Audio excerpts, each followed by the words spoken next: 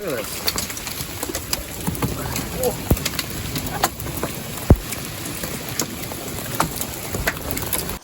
That was crazy. Yeah, everybody's like, you're a fishing guide, you have the dream job. Every day must be like living the dream. But sometimes we end up in a hailstorm or worse. So that was a pretty crazy hailstorm. Let's get back to it. Okay, y'all, good news. Rick and his stepdad from Accurate Garage Door in Fremont, those guys did a killer job. I'm so glad they're the ones that I called.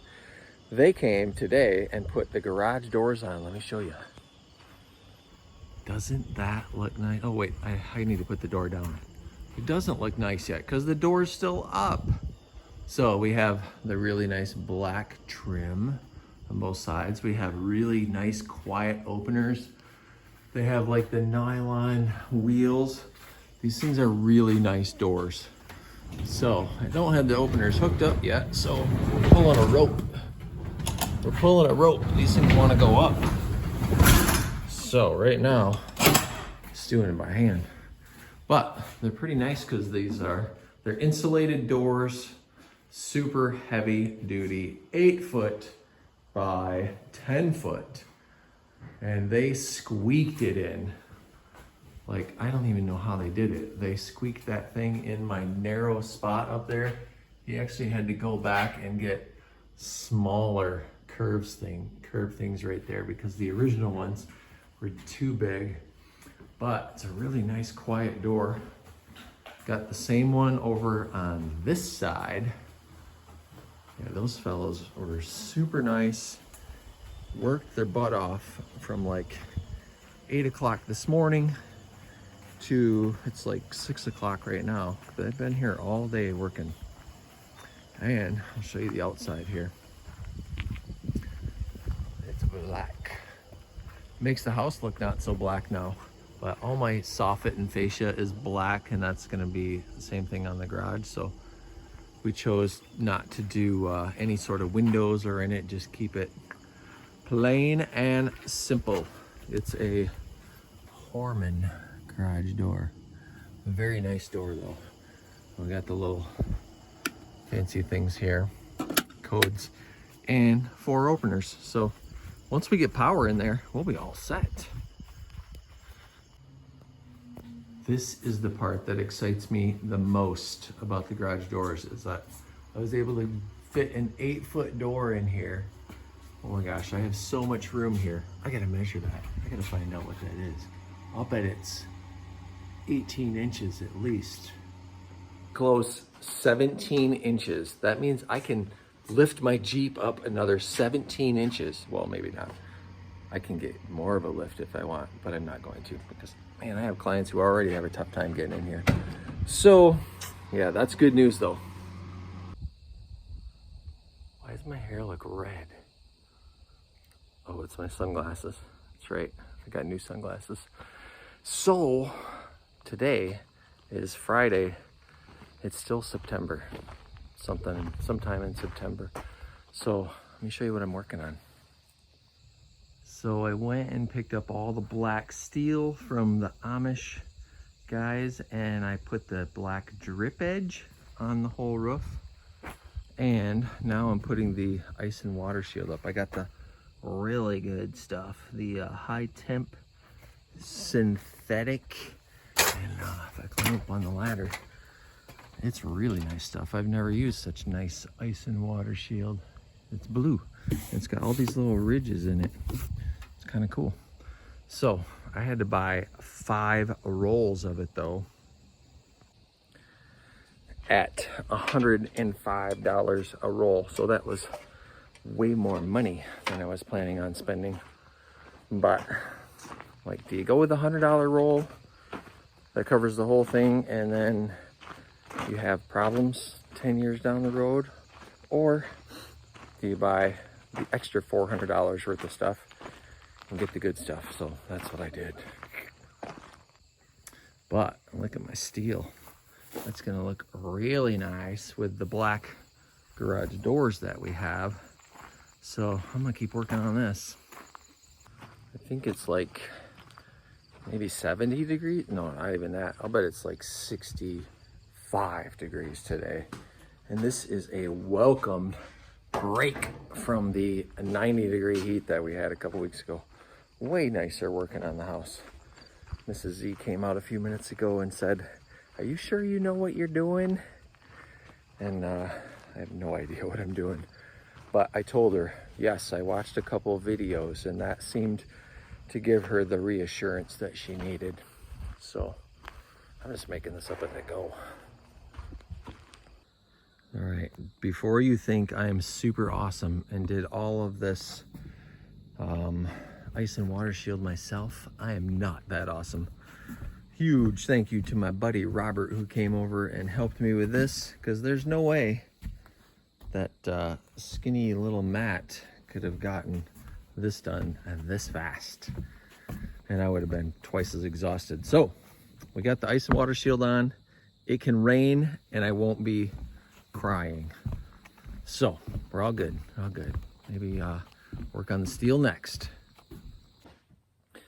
All right, y'all, it's Saturday, September something, and I am working in the garage. I went up to Menards, I went up to Lowe's, I went to Tractor Supply. I went everywhere this morning. So I got a few things. I'm working in the garage right now, doing the insulation in the bulkhead. So I'll show you what I'm doing. All right, so along this whole bulkhead here, I've got the 2-inch green foam that goes up to the bottom of the rafter. I nailed that in that way, screwed it in rather. And then I've got a 15-inch wide roll of R19, which is about 6.5 inches of insulation. And I just started right there and pulled it all the way through up here, face side down. And I think that's gonna insulate that bulkhead pretty nice. And it's still going to allow a little bit of airflow through there, because the air can get through the pink foam. I really had about 6.5 inches. So it fills that void all the way up to the soffit. You can see kind of right there, it actually goes right to the top of that soffit, but it will still get some air in there. I think plenty of what we need. And if you look out here, it still gets airflow up there. So we get about a 4-foot section that gets airflow, and that can get air all the way down there. So I think we're good. I'm feeling good about this. So that's what we got going on now. The thing I did, if you see below the bulkhead here, so we got bulkhead insulated up to that far. I got another maybe 8 feet to go. I did on both sides put a bunch of the Great Stuff foam in anywhere that there was a gap. Just because I don't want bugs getting in there. I don't care if the air gets in there, but we don't want bugs. So did that on both sides. And yeah, so I wasn't even thinking when I did that bulkhead that I should make it so a 15-inch roll fits in there, but I lucked out because it's perfect for that. So I wish I would have thought about that, but I didn't, and I still made it happen. Sometimes it's better to be lucky than good, that's for sure. All right, one more step I have done. I filled 4 of the rafter cavities with R19, and it actually folded all the way around underneath my bulkhead, so that's even more insulated. So I need 6 more of those. That's another $600. I feel like the guy just shoveling out money, but it's got to get done. So that's where we are. All right, still September. Today's Monday, and it has been pouring the whole stinking day. So I'm gonna need to do some, what are they barking at? I'm gonna need to do some work under the soffit. I had to pick up another $105 roll of the blue ice and water shield, and I'm gonna have to peel some of it back because it got wet under there. It's like seeping up, like it bounces off the roof onto the underlayment and then bounces upwards under the soffit. So yeah, I have a couple leaks. I gotta get that taken care of. But Josh just left here from Stronghold Spray Foam. Check this out. All right, so we got the spray foam on all of the walls for an average of 2.5 inches thick. Like you can kind of see my purlins under here buried somewhere. There's another purlin buried somewhere in there. So 2 inches thick foam, that should insulate it really good. I did frame this out yesterday because I decided to put in a service door over in this corner. I think that will be really handy. So I got that framed out just in time, but the spray foam goes all up into those cavities. Oh yeah, it's looking good. So we did the outside walls, and then I think I showed you already, I'm doing the batting on the ceiling, and that's working out really nice. So yep, we are continuing to make progress. All right, so for the most part, the porch roof is done, except for I was short one piece, one stinking piece. So go back to the Amish tomorrow, get one more piece, put that up, and button this roof up, and this part of the project will be done. So I feel really good about how I did it though. In fact, I'll even show you something. This was the most pain in the butt part of the whole thing, is that I just have this narrow space to work in. But one thing I'm gonna do is get a gutter along this whole side here, because all the water drips off this roof, hits this one, and then little splatters go backwards, which I got that all sealed down with flashing and silicone. And I feel really good about how I did it, but I think if I could get no splashback, that would be even better. So, you know, if it cost me $500 or something to get a seamless gutter all along this 50-foot side to ensure that, I think that will be money well spent. The only trouble I'm having is this wall flashing. I really would like to screw this down into here, but I don't have any sort of tool that, this is like 3 inches right there.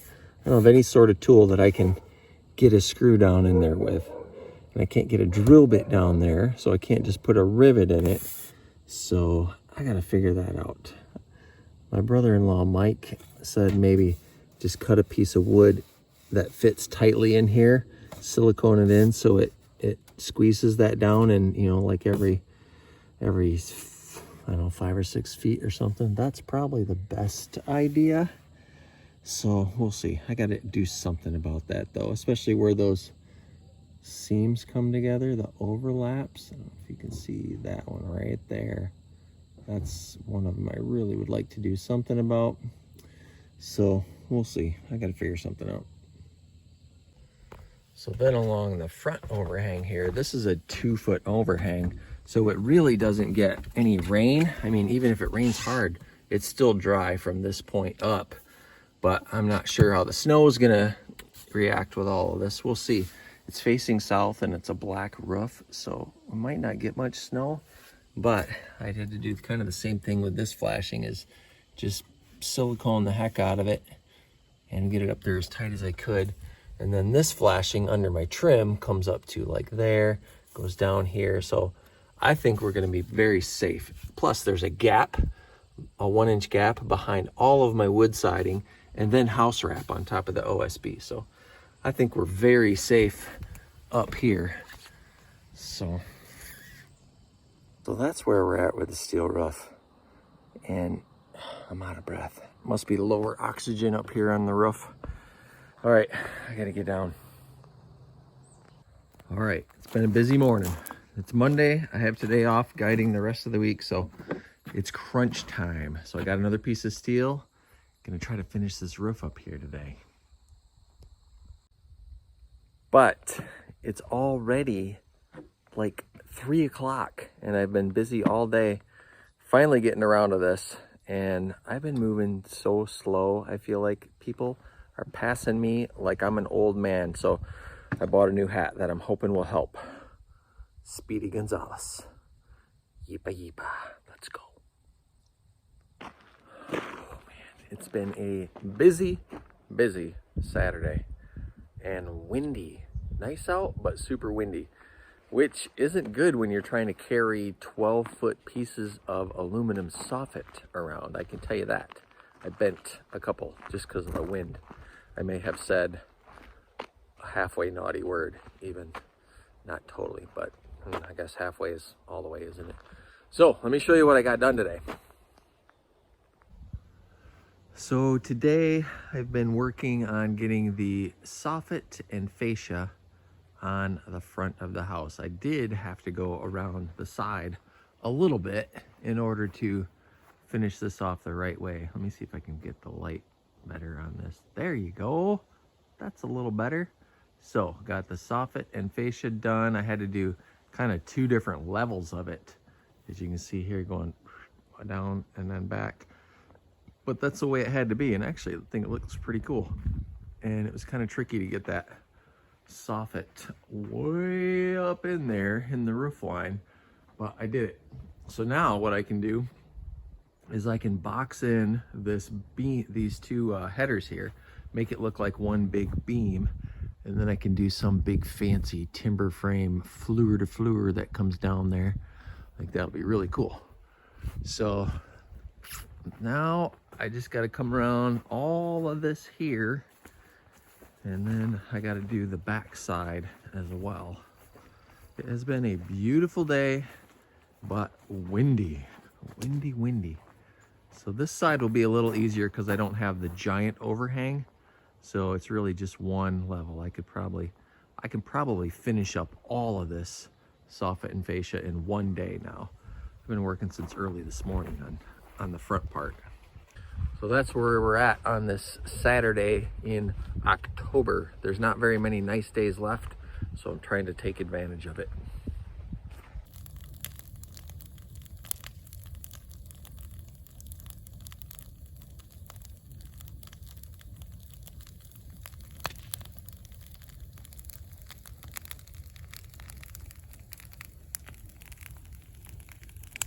It's a Sunday night.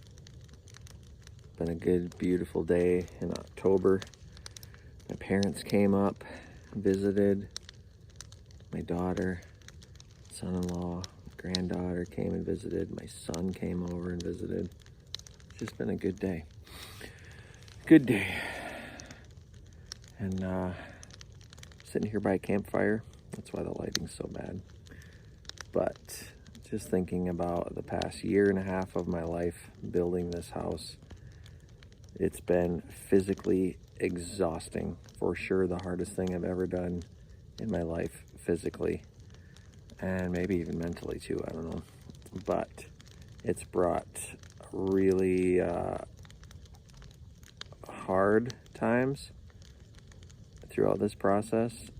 It's brought times where I just felt overwhelmed with my lack of ability, my lack of physical ability, and also lack of knowledge. But it's also brought great joys. And would I do it again? I don't know. But the reward of this last year and a half is pretty great. I have an almost finished, beautiful house, nicest house I've ever owned, that I built mostly with my own hands, with the help of a few friends. It's my own design, with the help of a friend, architect, who helped me tweak some things. And it's like anything in life. The more effort it takes, the more rewarding it is. So just sitting here by the fire and just feeling really blessed and thankful that we're kind of on the other end of all this hard work. I just have a few things left to do, and this house will be completely done. And the fact that we've been able to do this and not have a mortgage is a huge deal. It's been a lot a lot of hard work and also selling things that I didn't really want to sell to make sure we could do this without having to get a mortgage. And I did take out a loan on my Jeep, which was paid off. Took out a loan on that to be able to get a little bit extra money for the garage and the porch. But here we are, a year and a half later, after we started this process, and we have a beautiful home with no mortgage. If I can do it, you can do it. If I can do it, I feel like anybody can do it. So there you have it. That's my thoughts for tonight.